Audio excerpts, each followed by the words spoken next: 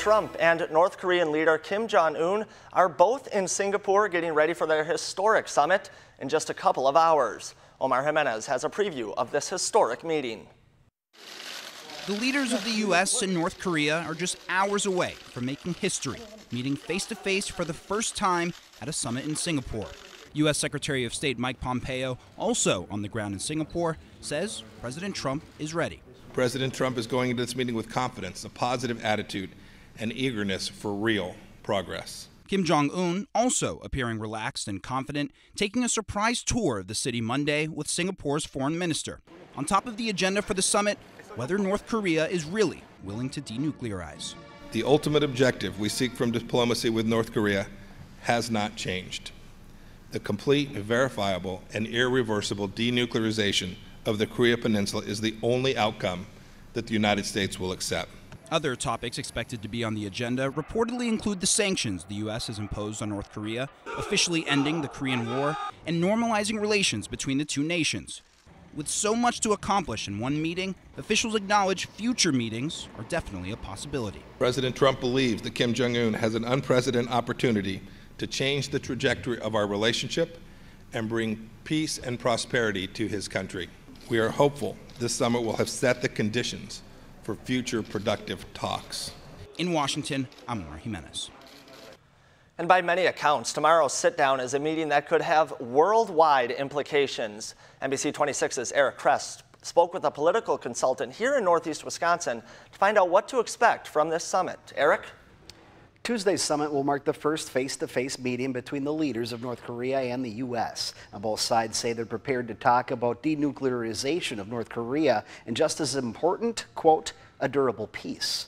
Now, most political experts say the meeting will likely lead to a joint statement released from the two countries with a photo opportunity and possibly a long-term plan to denuclearize North Korea. But in the recent past, the CIA has even stated denuclearizing North Korea is impossible. Now, some political experts say regardless of the initial outcome, the conversation that President Trump is initiating is a good first step to peace. I mean, if nothing happens, then there'll be it won't be necessarily a waste of time because we're communicating, but if he doesn't get what he needs or wants for the safety of our country, then I guess it's going to have to be looked at as a communication that maybe is opening the channels for more, but I think he thinks he can come away with something sooner. President Trump calls this meeting a one-time shot for Kim Jong-un to make history. Now, tomorrow we will likely start hearing if the two leaders saw eye to eye or not. Keeping you connected, I'm Eric Kress with NBC 26. Thanks, Eric. Coming up, Tony wins a Tony, a special night and an incredible honor for a former student at Green Bay East High School. You're connected to NBC 26 News at 6 with Stacey Engebretson, John Erickson, Chief Meteorologist Cameron Moreland, and Sports Director Charlie Sakaitis. NBC 26 News at 6, keeping you connected.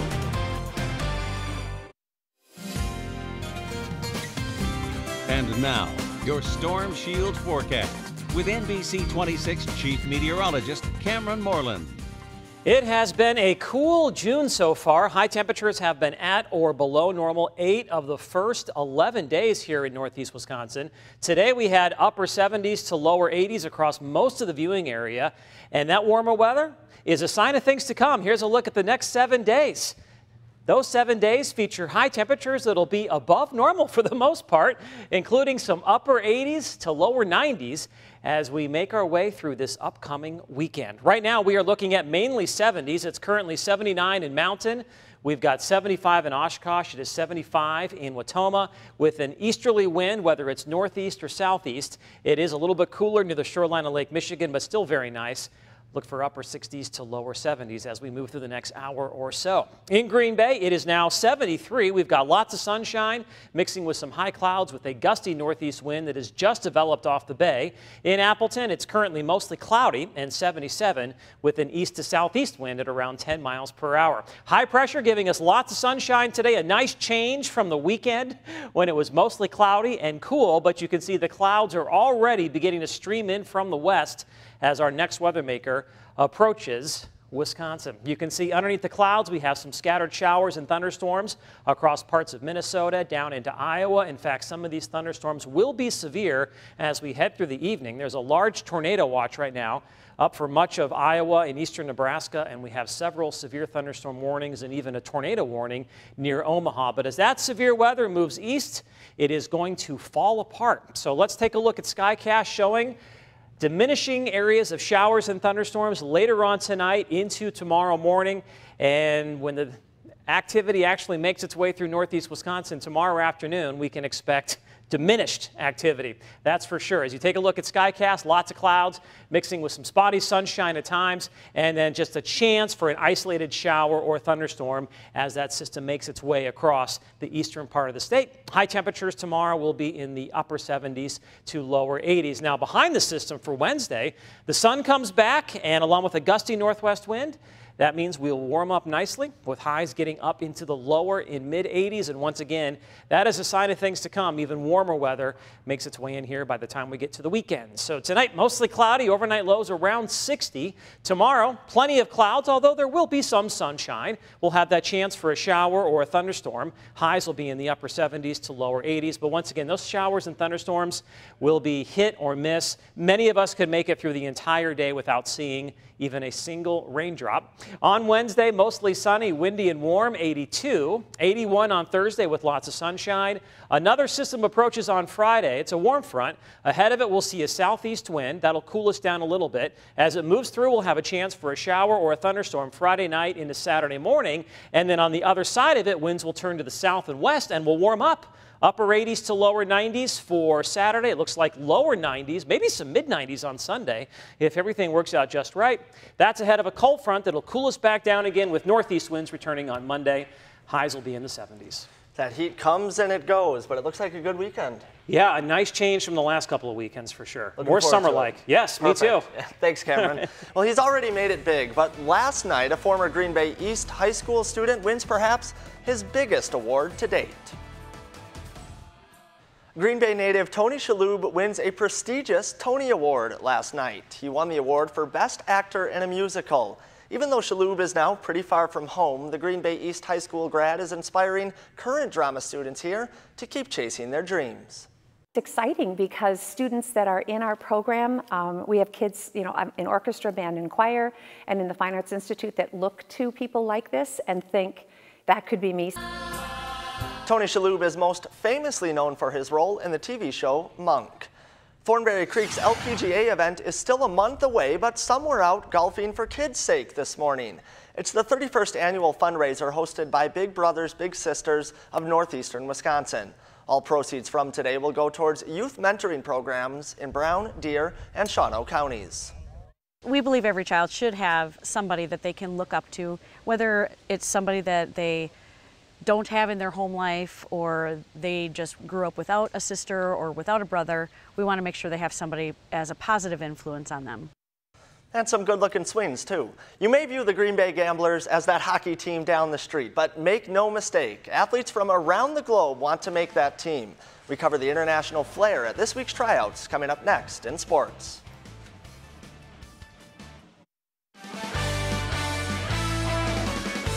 And now, NBC 26 Sports with Sports Director Charlie Sakaitis. Welcome back to the show. Social media has been on Alex Ovechkin watch ever since the Caps won the Stanley Cup last week. We've seen Ovi bring hockey's biggest prize into fountains, to a baseball game. He even brought it to bed because that's what you do after accomplishing a lifelong dream. Over at the Resch Center this week, there are some guys who'd sure like to follow in his footsteps someday. The Green Bay Gamblers annual tryout camp is in full swing. 150 players, which includes gambler, vets, draft picks, and free agents, all at camp. It began yesterday, including 5 players from the Green Bay area. According to head coach Pat Mikish, his son Austin, who went to Bayport and played junior hockey in Canada last season, is one of those locals. But there are some participants who didn't exactly get to make a quick drive across town. Players from Russia, Sweden, Germany, and Japan all represented. Ursi Ari, who's from the land of the rising sun, impressed today in camp as the Gamblers evaluate everybody for current and future reference. They come from everywhere. Our league's become such a destination, and international players have great value in our league. So it's great for us to learn about kids more for the future. It seems like every year we end up drafting a player that we learned about from this camp a year later. So we learn a lot about players, see where their games are at, and then ultimately try to track them during the year. And the Gamblers camp runs through Thursday morning at the Resch. On to baseball news, where the Timber Rattlers have won 6 in a row, looking to keep that trend going today in the series finale with the Cedar Rapids. And the fans in the stands, that's the Kimberly baseball team in attendance with the Suns Out, Guns Out applying there. They'll play in the D1 state semifinals tomorrow at Fox City Stadium. To the game, top 3, Akil Badu puts the ball in play. The fielder's choice gives the Colonels a run, 1-0 contest. Ahead to the 4th, Andrew Bitchtold skies this ball, easily caught it out there. Another run to the plate, 2-0 Colonels. That slide seemed a bit unnecessary. In the 7th, the T-Rats finally get on the board. Peyton Henry doing it all on his own. A deep shot to left, leaving the playing area like it wanted to beat traffic. 3-1 contest, but 3-1 is how it stays. The Timber Rattlers fall, ending their win streak. They lose 3-1 your final. And finally, here in sports, the man who turned Green Bay into Titletown, Vince Lombardi, was born on this day way back in 1913. The 5-time champion was the Packers wordsmith as well as coach. Here's a great quote that I like: "Perfection is not attainable, but if we chase perfection, we can catch excellence," unquote. And I'm chasing perfection, chasing excellence, and probably going to settle for something like mediocrity. We'll take that. Yeah. Cameron, or thank you. Cameron will be back with your final forecast after this. Charlie. Welcome back. He's Charlie, he's Cameron, and he's got one last look at your forecast. And the score was 17-10 last time I checked. I'm doing Charlie. Oh, okay. That was weak, I know. All right. Charlie, you want to do the weather? Yeah, here we go. We got 8 a.m., 63 degrees. I'm guessing that's tomorrow because we've passed 8 a.m. now, 77 at noon, 80 at 4 p.m., and 74 getting into the evening hours tomorrow. That's how poorly I would do the weather. So we're going to leave that to Cameron As bad as I just did sports, right? Exactly. Vince Lombardi perfection. The Now is next.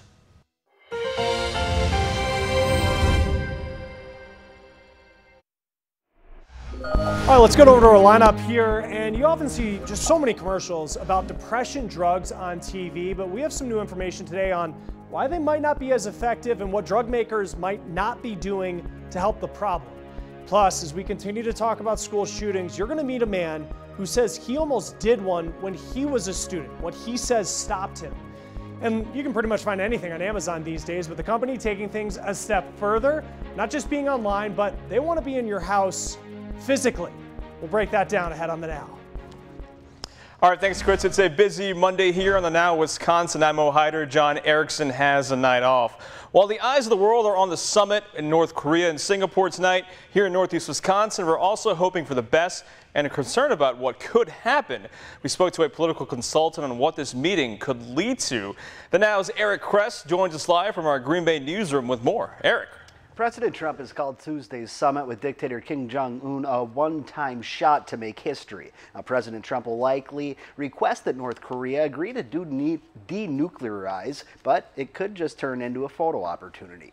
Now, most political experts agree North Korea will have a hard time agreeing to disarm or dismantle their nuclear program altogether in any short amount of time. Now, the CIA has even stated the idea of denuclearizing North Korea is impossible, but that's likely going to be at the heart of Trump and Un's conversation on Tuesday. Some political consultants here in Northeast Wisconsin say the fact that the two are sitting down is a huge first step. If you look at how this whole thing is structured, it's unique. Normally, the aides get together and they write up the stuff and they have it all ready, and it's more of a photo op to get the two together and sign the document. I think he's going in here with an open agenda, and it's kind of a whole different kind of negotiation than we've seen at that level before. Just a few weeks ago, a similar meeting between Kim Jong-un and President Trump was abruptly canceled. Now, hopefully, tomorrow's meeting goes forward as planned. Mo? All right, thank you so much, Eric. Now let's get a quick check on your forecast with Chief Meteorologist Cameron Moreland, who is out on the weather deck today. Cameron, it finally feels like summer. Yeah, we had a very cool weekend, Mo. Lots of clouds, temperatures only in the 60s or lower 70s. But today, with tons of sunshine, we made it up into the upper 70s to lower 80s. In fact, today is the warmest day that we have had so far this month. Temperatures actually getting up into the 80s in a couple of spots. We haven't seen that across most of northeast Wisconsin so far this June. Lots of sunshine today, but now clouds are beginning to increase from the north and west, and those clouds are the tops of some showers and thunderstorms out across Minnesota and far western Wisconsin.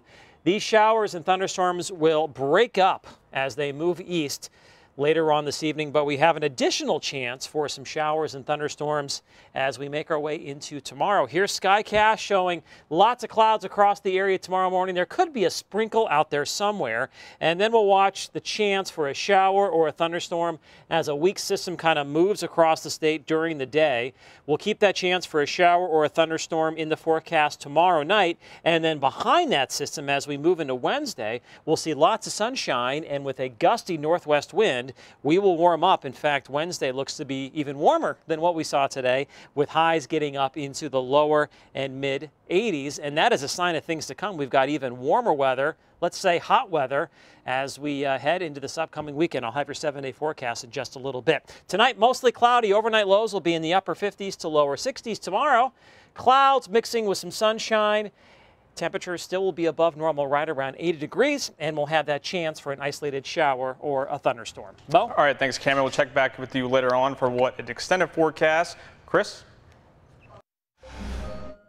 The renewed focus on suicides and on depression. It's raising questions just about how effective antidepressants really are. Could the industry be doing more to treat depression? Let's turn to the Now's Chris Welch here. And Chris, what are you learning about this? So Chris, the CDC issued a report that highlights an alarming trend, that suicide rates went up more than 30% in half of states since 1999. Now, almost half of people who die by suicide have some type of mental health condition. Depression, of course, is a big one.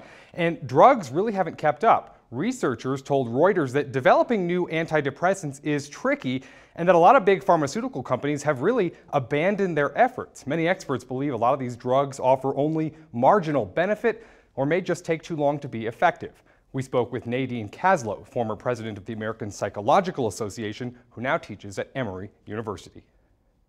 I think there is a need for new depression drugs. I think depression is one part of this rise in suicide, and anything that can address any piece of this tragic puzzle is really important right now. Now, she says there are a couple other key pieces to this puzzle, as she called it, and a big one is taking the stigma out of talking about mental health. And take a look at this, because it's an important phone number. It's the National Suicide Hotline, 1-800-273-8255, or if it helps to remember, 1-800-273-TALK. Dr. Kaslow says it's critical that anyone who may be feeling depressed reach out to professionals, or not even professionals necessarily, just people near you, because she says staying connected to others can go a long way toward helping that feeling of isolation. Chris? All right, Chris, thank you. Let's turn to the Now News feed. Net neutrality officially gone today. Internet service providers, they don't need to treat everybody fairly now, every website fairly. Critics, though, still fighting to bring it back. State of Texas launching a new app in the wake of the Santa Fe school shooting. The iWatch Texas app is to help people report suspicious activity. And a watchdog group wanting the government to look into Facebook. They want to know how the social network handled teen data privacy. It comes after last week Facebook admitted to sharing information with smartphone makers. Let's turn back to our lineup here. A man who says he was almost a school shooter. Why he didn't do it. What he says can help stop others. That's next here on The Now. Welcome back to The Now. I'm Chris Stewart, and it seems like these days just more and more places have the option of whether or not you want to leave a tip. So it does raise the question of, do you always need to tip?